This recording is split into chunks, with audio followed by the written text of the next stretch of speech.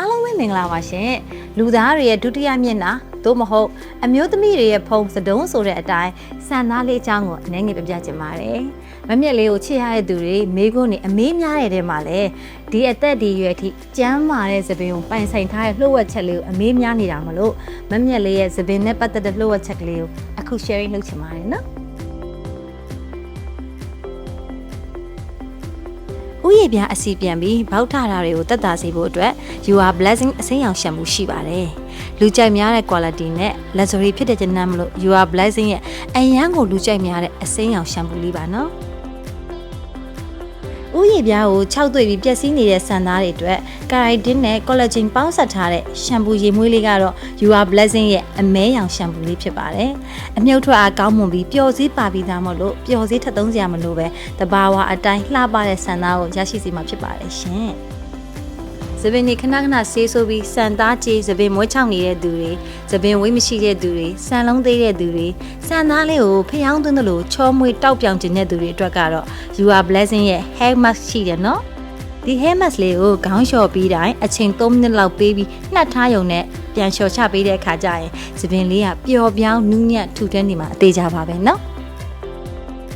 နောက်တစ်ခုကမမျက်လေးခေါင်းလျှော့ပြီးတဲ့အချိန်တိုင်းဆိုရင် You are blessing ကထုတ်တဲ့ hair tonic လေးကိုလည်းအမြဲတမ်းပုံမှန်လိမ့်ပေးဖြစ်တယ်ရှင်။ဟောဒီ hair tonic လေးရဆိုရင်သပင်သားတွေကိုပြန်လဲကောင်းမွန်လာစေတဲ့အပြင် baby hair လေးထွက်စေတာမလို့မမျက်လေးတို့လိုမျိုးကောက်စေးဆိုးစေးဖြောက်စေးတွေနဲ့အပူချောင်းတွေခဏခဏသုံးတဲ့သပင်ဆန်သားတွေအတွက်ကတော့အရန်ကိုအဆင်ပြေတဲ့ hair tonic လေးဖြစ်ပါတယ်။ပြီးတော့ဟောဒီ hair tonic လေးရဆိုရင်အစိတ်ဖိစီးမှုဖြစ်တာတွေအသက်အရွယ်ကြောင့်ဖြစ်တတ်တဲ့မှုဆွဲတာဥယျာဉ်ပြားမှာအစီပြန်တာဥယျာဉ်ပြားဘောက်ထတာဥယျာဉ်ပြား6သိတာတွေကိုပါတိတိတာတက်တာစေတဲ့အပြင်ဥယျာဉ်ပြားကိုပြန်လဲကျန်းမာစေတာမလို့ထွက်လာတဲ့သပင်တွေနဲ့လက်ရှိဥယျာဉ်ပြားသပင်တွေကဆိုရင်လေတာမန်ထက်2ဆပို့ပြီးတော့တမ်းမာစေပါတယ်ရှင်ဘိုင်ယိုဒင်းနဲ့ကဖိုင်ယာလိုင်းပါတဲ့ Hori Hair Tonic လေးကိုအသုံးပြုပေးမယ်ဆိုရင်သပင်တွေကိုကျန်းမာတန်ဆန်းစေတဲ့အပြင်သပင်ရှည်ပြီးအုံထူပြီးတော့ဥယျာဉ်ပြပြဿနာတွေကိုလည်းတိတိတတ်တာပျောက်ကင်းစေပါတယ်ရှင်။ Hori Hair Tonic လေးကိုသပင်ပေါက်ချင်တဲ့နေရာလေးတွေမှာ Hori လိုလေးတွေအဆက်ချမယ်။ပြီးသွားရင်ဥယျာဉ်ပြားလေးကို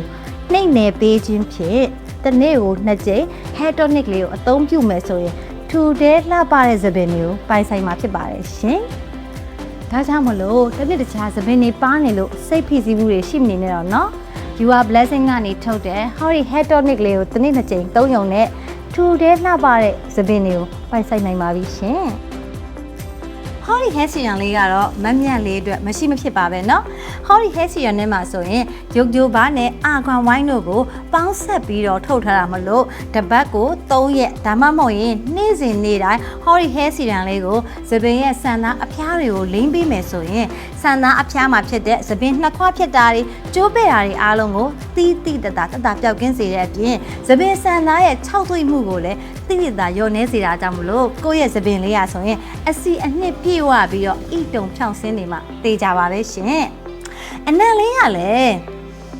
luxury အနံ့ဖြစ်တာမလို့မမြတ်လေးကတော့အရန်ကိုသဘောကျနေပါပြီမမြတ်လေးလိုမျိုးပဲပစ္စည်းကကောင်းလဲကောင်းရမယ်ဈေးရလဲတန်မယ်ဆိုတဲ့သူတွေအတွက်ကတော့ Horis Hair Product လေးတွေကိုလက်လီလက်ကားဝယ်ယူခြင်းနဲ့ဆိုရင် You are blessing မြန်မာ page မှာဝယ်ယူလို့ရပါတယ်ရှင်